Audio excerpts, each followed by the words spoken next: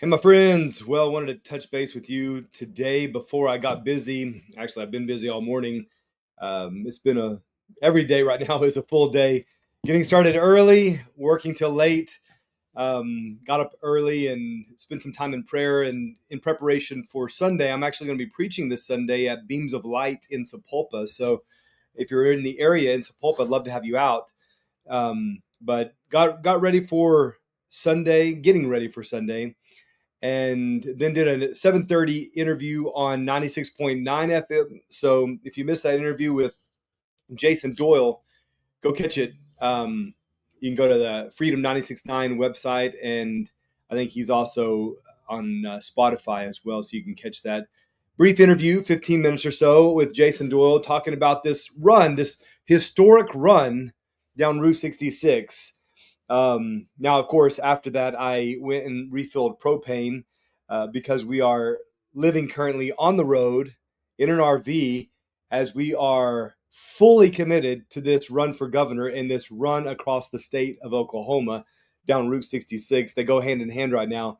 And so, me and my family were on the road and we're about to take off to go to our starting point for the day. And I will run 8 miles toward Sapulpa, going west out of Tulsa. So yesterday was an absolute beautiful day running through Tulsa, through the historic section of town south of downtown, down 11th Street, which is old Route 66, and they've just got it. They've got it built up so well, and the people that were running with me actually were local Tulsa residents, and they're like, "This is amazing. We didn't even know this about our city," and so there's so much to learn about our own cities, about our own state, and I'm getting a glimpse of that as I run through the state. But this has been just an incredible journey so far. As I started on March 2nd at the top of the state, northwest corner, north of Quapaw, on the state line near Baxter, Kansas, and so ran south through Quapaw and then Commerce, came down through Miami, met some great people along the way, including Charles Du Bois at the Dairy King, a little landmark site, burger joint that's been there for, I think, about 100 years, actually. They've owned it for about 40. And Charles actually logged over 100,000 miles running himself. It was part of his own weight loss journey, and he just kept going. So it was a big inspiration there. Go through Miami, met with Rick Aldridge, the chair of the GOP there, tremendous guy who started a homeless shelter and is serving the poor and the least of these in his community. So just a great example up there in Miami of Jesus, and he's not asking the government to help. He's actually out there doing the hard work himself, which I think is a great model and something we need to see implemented more across the state. The government would do less and need to do less if we, the people, and the church stood up and did what was needed. And man, Rick was just a shining example of that up in Miami.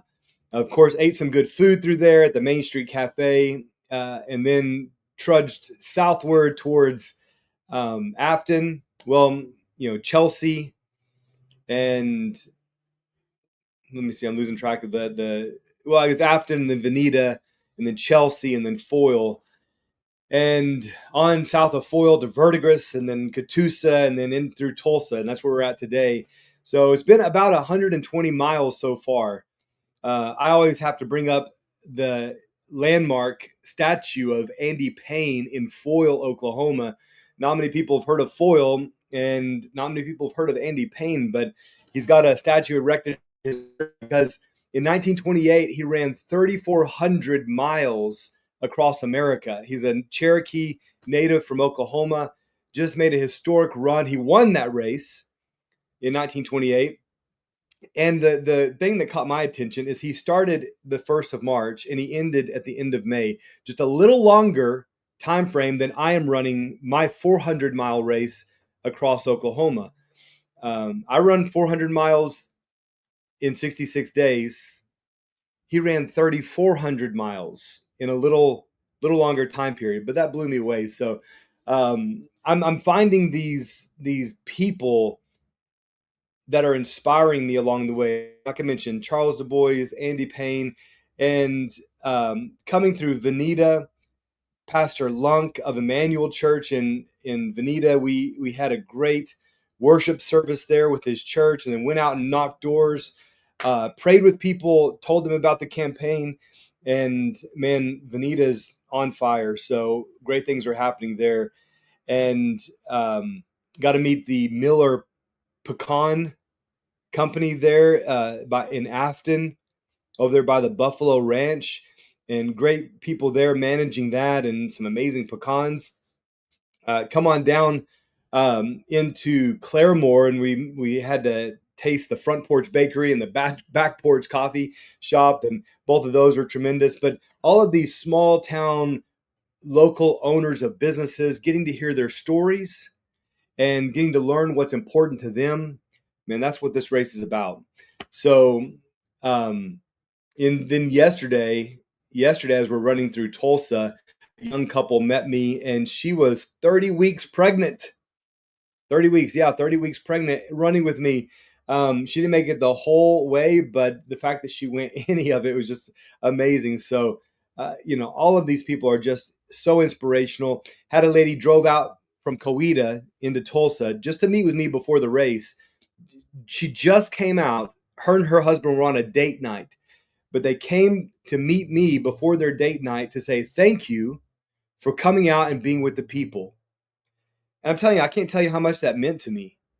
So, what it also highlights is how off the rails our political process has become, so that this kind of effort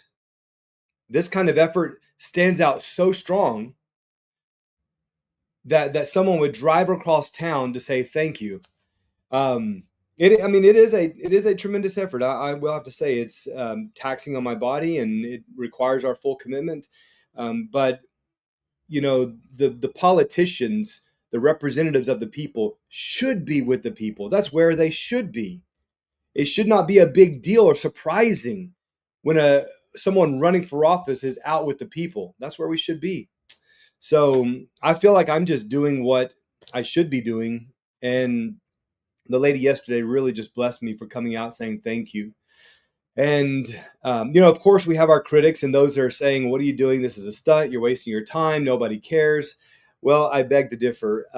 I know that in our campaign, we have seen sign requests, donations, speaking requests. All of those have gone through the roof in the last 2 weeks. So people are watching and paying attention. I appreciate all of you who are, and those who are sharing on social media. That's huge. I can't tell you how big that is to be able to share this on social media. But people are watching and tracking along, encouraging us along the way. And so we believe that this will result in victory, that this will overcome the millions of dollars of gap between me and the other candidates. This is what distinguishes me, is that I am here of, by, and for the people, doing whatever it takes to stand in this seat so righteousness can be in the land, as opposed to simply buying airtime or buying more mailers, or, this is something I really hate, paying people to knock doors or paying people to put out signs. That might be a good question. You could ask the other candidates if they knock on your door, or if you have a chance to ask them. You could ask them, hey, are you paying door knockers? Are you paying people to put out signs? You might be surprised. Find out who's doing what. I refuse to do that. I actually had a young man over at Rogers State University come up to me, and he said that he was currently supporting one of my opponents, but he would love to come behind me. He said, your opponent is actually paying me to put out signs. Would you be willing to do the same? And I said, absolutely not. No, we do not pay door knockers. If you believe in this cause and you want to fight for the future of your state and you want to fight for freedom, welcome aboard. Come on, do whatever it takes.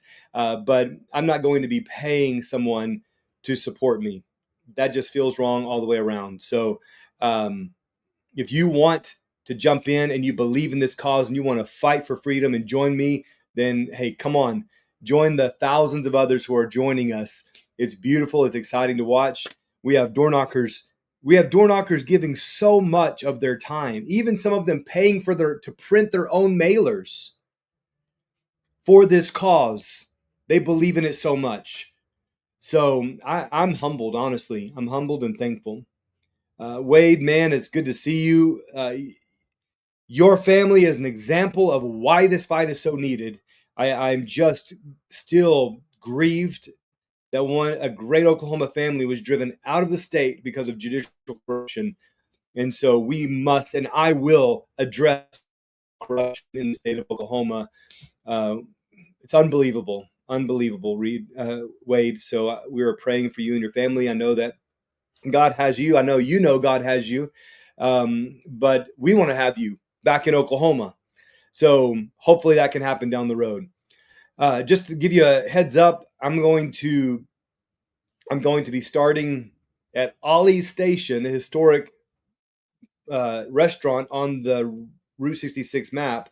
I'm going to start there today. That's where we ended yesterday. And then I'm going to just be jogging 8 miles towards Sapulpa down historic Route 66. This is part of the 66-day journey across the entire state of Oklahoma to connect with the people of the state. It's part of the campaign for governor, and have my makeshift studio set up here on the route. So I'm going to try to do more of these. It's been a little bit of adjustment, obviously, to adjust to this schedule on the road, and we haven't stopped our regular schedule either. So we're still going tonight. We're going to Antlers, 2 hours away. We'll drive back in, get up tomorrow, and run again. So, hey, what would help tremendously is if you shared this with someone. Share this with the local news. We did have Fox 23 here in Tulsa cover this, but if you could share this and ask the media, hey, why aren't they covering a gubernatorial candidate who's running the state of Oklahoma? I would think this would be something noteworthy and newsworthy to have on the nightly news. And so if you think so too, be sure to tag them and ask them if they would be sure to send a reporter out.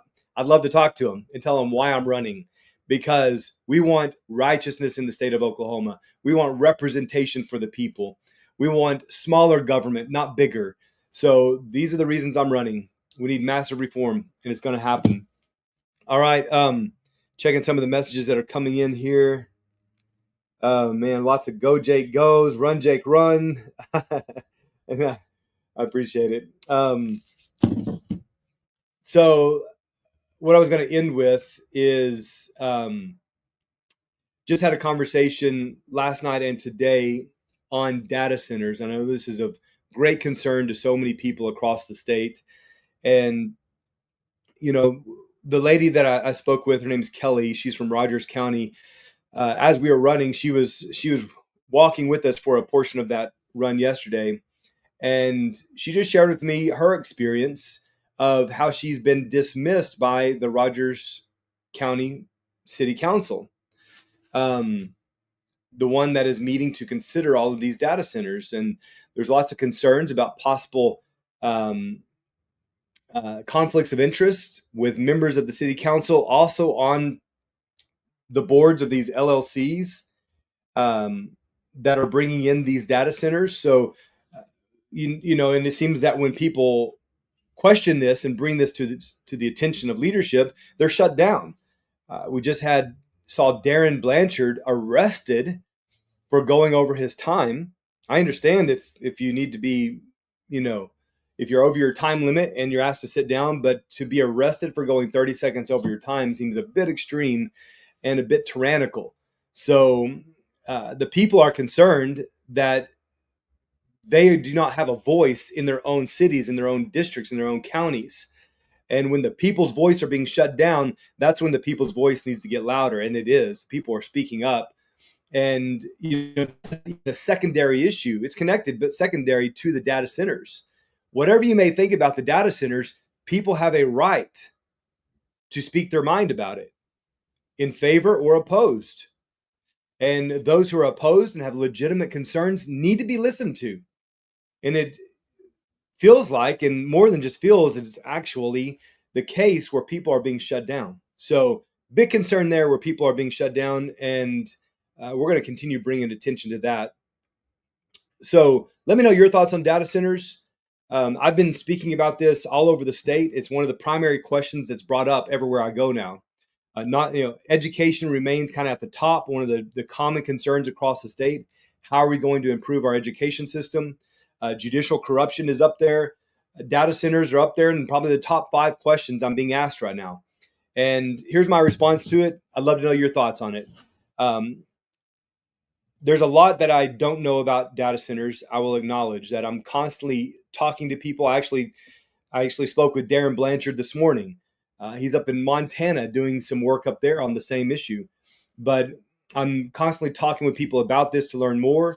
But I do think there's a case to be made for what President Trump, has argued, that China is advancing their technology with AI. We need to be on the leading edge of that. So I agree with that. Here's my conditions for data centers coming to Oklahoma. Number one, they pay their own way entirely. No prop ups, no subsidies, no tax credits, no carve outs, no corporate welfare. These billion-dollar companies, if they want to come to Oklahoma, okay, you can come, but you're going to pay your own way entirely. That includes a mandated behind the meter. So last year in our legislature, they passed the law for behind the meter that allows an industry to create their own energy production, own energy infrastructure. And it must have a natural gas tie-in. So I like that. I support that. What I want to do is take that further and actually mandate that for these data centers. So these data center companies, they pay their own way entirely, no carve outs, no subsidies, and mandate behind the meter. So they would also be paying to build their own energy infrastructure to power their own data center. Secondly, the closed loop water system, I think, is the way to go. From what I know about these, we have a 5 to 7 million gallon draw of water per day. Okay, that's a tremendous amount. It's not sustainable. So I would want to mandate that closed loop water system so that this water is recirculated, it's recycled. There's a bit of it that's evaporated. That would be replenished, but that would be a minimal amount compared to the 5 to 7 million gallon a day. So I would want to see that. And then I would want to see them properly zoned. So keep them from being plopped down right in the middle of our cities, near schools, near neighborhoods. We need to keep them in the industrialized part of town, the industry section of town. And then the proper sound barriers, of course, around them. I personally have not been close enough to a data center to experience the sound, but I've talked to many people who have, and they say it's very intrusive. And I couldn't imagine living or working next to one of them. So we need the proper sound barriers, which are also applied, by the way, to oil rigs and derricks whenever they are drilled too close to a residence. Then they're also required to put up sound barriers.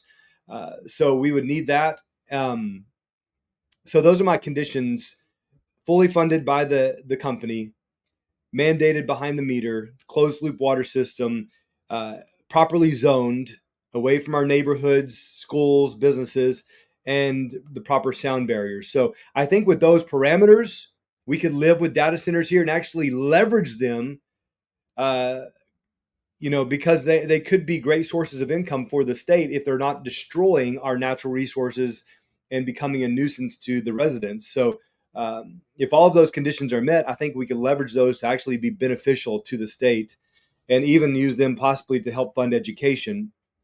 So let me know your thoughts on that. I love feedback. But like I said, that's fresh on my mind this morning after the conversation with Darren Blanchard this morning, with Kelly from Rogers County yesterday. This is very much on the minds of people up here in northeastern Oklahoma. And I know in other places as well. Even down in my country, they recently put in a data center. So let me know your thoughts on that. I'm going to get ready because at noon today, in less than an hour, I'm going to kick off my run. We're going to try to run over there and meet the owner of Ollie's Restaurant. Like I said, a historic restaurant where we're going to be starting. And then I'm going to start my 8-mile journey today. So pray for me. Stop by and see me. If you can catch me on the way, I'll give you a t-shirt. Okay. So catch me on the way. I got a box of Jake Merrick for Governor t-shirts, and they're yours if you can catch me on the way. All right, guys. And also be sure if you go to jakemerrickforgovernor.com to the volunteer page, you can fill out that form and request a sign, a shirt, to host an event, whatever it may be. You go to jakemerrick.com/volunteer, fill out that form. That's going to put you on the radar of my volunteer coordinator, and she'll make sure you get what you need. So we work as a team, all volunteer team, to connect with you. That's one way to do it. Also go to cjakerun.com. Okay, cjakerun.com. I'm trying to keep that website updated frequently so you can track me on the run. I'm going to do that right after I finish this. I'm going to update it so you can track my run today. And that's all I got. But God bless you guys. Thank you for your prayers. We're advancing on. We believe in a better Oklahoma, and we're fighting for it. So thank you for fighting with me. I'll see you next time.